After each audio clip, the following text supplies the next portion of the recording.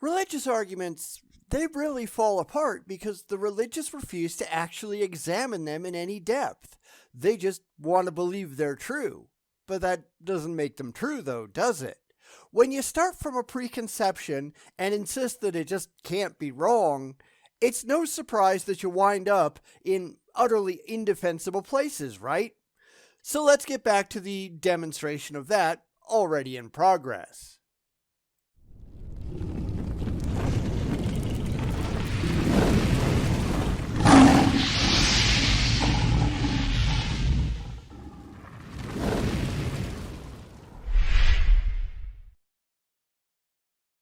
We're back with Michael Goff and his 3 things that you must know about the moral argument, starting with number 1. The moral argument is laughably absurd. Oh, that's not what he wants you to take away from it, but he's not operating from a position of rationality and evidence. He just really wants to believe, just like the overwhelming majority of religious people do. They can't take that giant step backwards and test their beliefs to see if they're actually true because, well, according to them, the truth just doesn't matter, does it? It gets in the way of their feelings, and they can't have that. Oh, and this video might be a week late. Sorry about that. I think I did something out of sequence, but I tried. Oops. Doesn't happen often. There you go. So anyway, let's dive back in and see if this gets any better. But I really don't think it's going to, do you? By way of example, if the Nazis had won the war, it would still be the right position to say, objectively, it was wicked and evil what they did. They murdered innocent millions.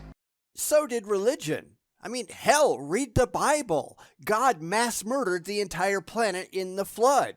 He commanded outright genocide against other groups of people.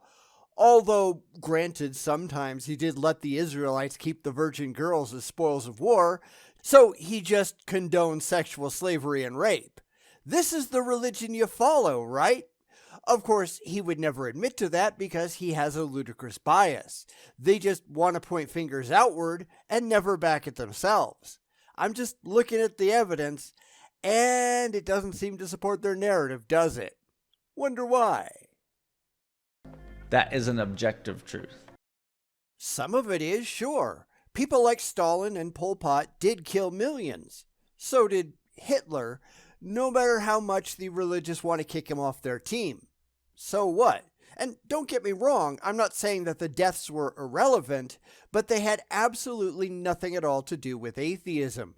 Hitler said quite clearly why he was doing what he was doing. He explained it in Mein Kampf. Hence today I believe that I am acting in accordance with the will of the Almighty Creator. By defending myself against the Jew, I am doing the work of the Lord. Christianity, at least in Hitler's eyes, but Christianity was responsible.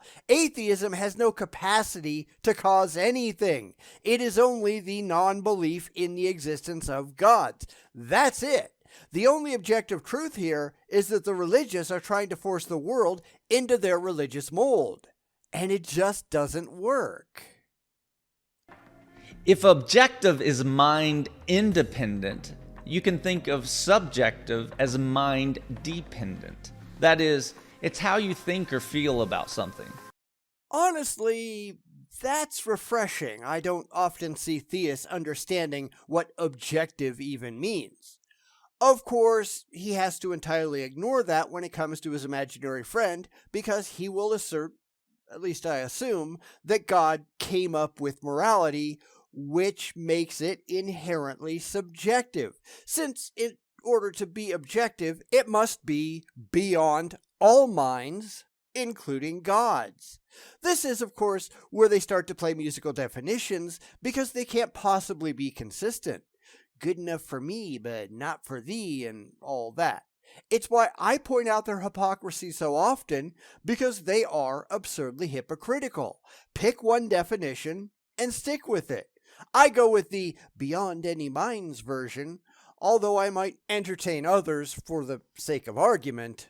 But I'm not going to go off dancing a jig through your dictionary of personal convenience just because you really like the idea. Hard pass. Pick one. That's all you get. Perhaps you like pepperoni and cheese pizza over sausage and cheese pizza. That's a subjective thing. It's not objective. No time in history can we say that pepperoni and cheese pizza is the one standard of all pizza. Nor can we say that any moral precept has ever been the one standard for all morality. It just doesn't work that way. I have challenged the religious to find any moral precept, any at all, that has ever been true throughout all time and across all cultures on the planet. It simply doesn't exist. Not even prohibitions against murder has ever been that universally accepted. That's why they have to make up excuses. That's why they had to invent sin. Sin gets them around all the problems with their theology when it comes to morality, because any discrepancy, any at all, they can just say, "You're a sinner," as if that means anything. It's why the moral arguments are so ludicrously absurd. It's all assertion, no evidence, just like everything else they say. And the third and final thing you must understand about the moral argument is this. People believe objective moral duties and values exist because they live that way. That's how we know they believe them. Except they don't. They might want to live that way, but in the real world, morals simply don't work the way that you want to believe they do. And I've pointed this out in a lot of videos. Theft is wrong unless you need food to survive. Then maybe there might be an exception. Some people are happy to steal from big faceless corporations because they don't need the money as much as the person ripping them off thinks they do. We can go into a lot of other examples, but this is why the law has so many minor variations on killing.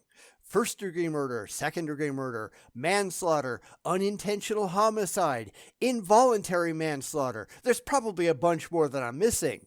Thou shalt not kill, although I guess more properly it should be thou shalt not murder, has an awful lot of different meanings depending on where and when you are.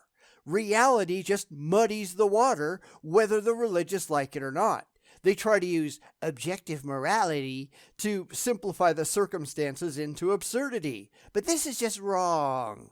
Well, it depends on who you ask, and when you ask them, and under what circumstances you're talking about. That's how it works in the real world, but the religious, they don't want to live in the real world, do they? They lack the intellectual and emotional maturity to handle it. And that's kind of sad, isn't it? So you might find in this argument that someone accepts premise one. In fact, many atheists do accept premise one. No, they don't. So let's go back to the moral argument and see what it says. Premise 1 says, if God does not exist, objective moral values and duties do not exist. No atheist, none anywhere, ever is going to accept that because we don't believe the gods exist. We don't believe in your gods. Any gods. Stop it. Even if they were a moral realist, and I honestly don't think that's at all defensible, and I'd love to see someone present a solid case for it in the comments if you want to, but they're never going to accept the God part because we don't believe that gods are real. So this is just stupid, but I have seen tons of theists making this claim with a straight face. They clearly have no clue what the hell is even going on. Not that I suspect they even care.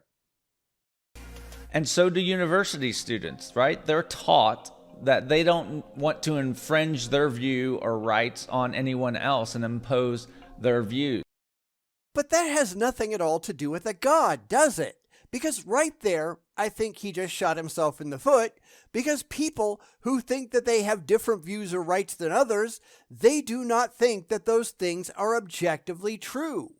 Now, we can argue about that, again, down in the comments if you really want to, but how can he who presumably believes that morals are universal, everyone has the same moral views written on their hearts by some imaginary man in the sky, all that kind of stuff, how can they entirely miss in their own example that people have different views? I don't really get that. How can you miss such a massive red flag? Are you not paying any attention to yourself? What the hell is wrong with you? They often think in moral relativistic terms. That is, there's no objective standard. And I agree. But wasn't this about atheists? And a ton of college students these days are atheists, and their beliefs that without God, objective morals couldn't exist? Because his example not only doesn't show anything about a God, but he's acknowledging that they don't care about objective morality. I'm really confused. How about you? But then when they get to premise 2, that's where they run into a lot of trouble, because many folks also believe that there are some things that are actually wrong. Believing that they're wrong and having them be objectively wrong, demonstrably wrong, wrong with evidence, those are two entirely different things. Like I said, he's just out there running around with the goalposts, redefining his position at a whim when it suits him, because that's what he really wants to believe. I can think that a thing is wrong, subjectively wrong. Wrong according to the culture in which I live. Wrong according to my own opinions. But that doesn't make it objectively wrong, though, does it? Because this is how morality actually works in the real world. People make up their own minds or get indoctrinated into a particular system of moral belief, and therefore they believe X. If at some later time they change their mind, if they find other ideas, if another culture comes along and they get convinced that culture is right, then they might stop believing X and then start believing Y. Where is the objectivity in any of this? Please explain how you're using these words, because I don't think even you know.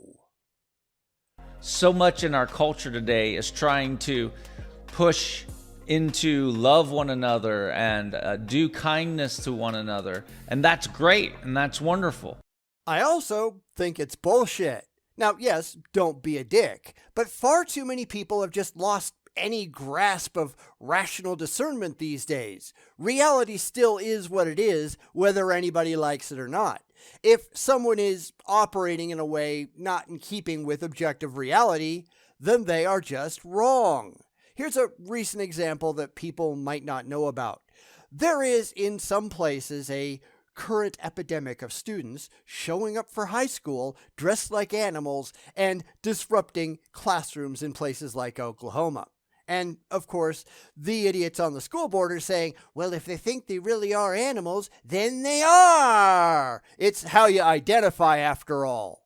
Sorry, you don't just get to make up reality. You are not a panda because you really wish you were. You are what you are, and your fifis don't matter. That's something that people really need to get through their head, religious and non-religious alike. But when you have been taught or you believe that all things are morally relative, who's to say what's good or bad? There's no objective anchor. Nor does there need to be, because here's the reality no matter what you believe. There is no demonstrable objective anchor. Just making it up in your head doesn't make it real. People have been moral forever without any demonstrable gods or verifiable objective anything. If you have a problem, then it's a problem with you, not with humanity. Humanity has plenty of problems on its own, granted, but not bowing down to your imaginary friend isn't one of them. That's not how actual morality works. Get a grip. And we know that people really believe that moral values and duties exist, because indeed they live as though they do. And as Jordan Peterson has often said, you should watch out what people act out into the world, not necessarily what they say. Jordan Peterson is a moron. Now, I will agree that how someone behaves means a lot more than what they say, which is why I don't think most people who claim to be Christians actually are. It just comes off like an act. Likewise, anyone who claims to be a solipsist and they're still alive, they're not really a solipsist because they are behaving in a way contrary to their stated beliefs. You know, they're eating. They're looking both ways before crossing the street.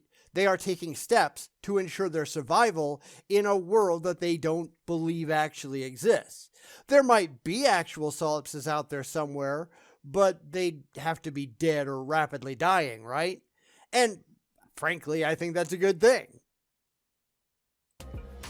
And if you're a fully integrated person, you would hope that those would align, that what you say and what you act out in the world are one and the same. And I am. I don't pretend that there is any such thing as objective morals. Humans just made them up. Humans enforce them. People become indoctrinated into them by the society in which they live. That's how this actually works. It's the only way to explain what we see in the real world. The religious, they have to make excuses for why their claims don't hold up to the observations that we actually make. That's why they have to invent sin. That's why they have to hide in their echo chambers and ignore what happens beyond their religious bubble. An actual evaluation of reality proves that all of their beliefs are bogus. I care about the evidence, and they just don't. Maybe that's why they still believe this stupid crap. I don't know. They lack the critical thinking skills to escape.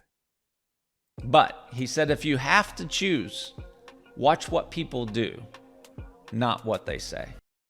Did he just repeat himself? I had to go back and rewatch that section because he just said the same thing twice. Now, granted, Jordan Peterson is a moron, and yes, I did just repeat myself because he, like a lot of people, feels perfectly justified in pontificating on things that he has no actual knowledge of because he's got adoring crowds that are no more intelligent than he is. If he would just stick to his expertise, I think he'd be okay, but he doesn't. He thinks he's suddenly an expert in everything, even the shit he has absolutely no clue on. So, fuck Jordan Peterson. Those are the top 3 things you must know about the moral argument. And all of them were crap. Thereafter, he just goes into self-promotion, so we're going to skip over all of that. This second part wound up being a lot shorter than the first, even though the video that I was handling was about the same length. Sometimes that happens. I have no control. It just comes out in the wash in the supercut anyway, right? So anyhow, what did you think? Let me know that down in the comments. This is what happens when people don't think intelligently about their beliefs. Actually, this is what happens when people don't think at all. They just regurgitate what others have said because it appeals to them on an emotional level, and that doesn't really work, does it? It's why, way back in the day, I wasn't satisfied to just read the Bible and believe, although I did that for a long time, but I got to the point where I couldn't do that anymore. I wanted to verify that the Bible was actually true. Now, I was convinced that I would actually be able to do so, no problem, but I was really pretty surprised when the Bible just collapsed under the weight of its own irrationality once I left blind faith and fifis behind. I found actual truth, or at least the best that I've been able to come up with so far, but I keep looking every single day. I will never reach the point that I stop looking because I will never know everything, and I'm not going to pretend that I will. You shouldn't either. It's why people like Michael Goff and William Lane Craig, they look so silly when you dig through their beliefs in detail because they don't actually give a damn about the truth. They just really want to believe. And I don't care how many times I have to say it, it's just pathetic. Don't fall for it. You're better than that.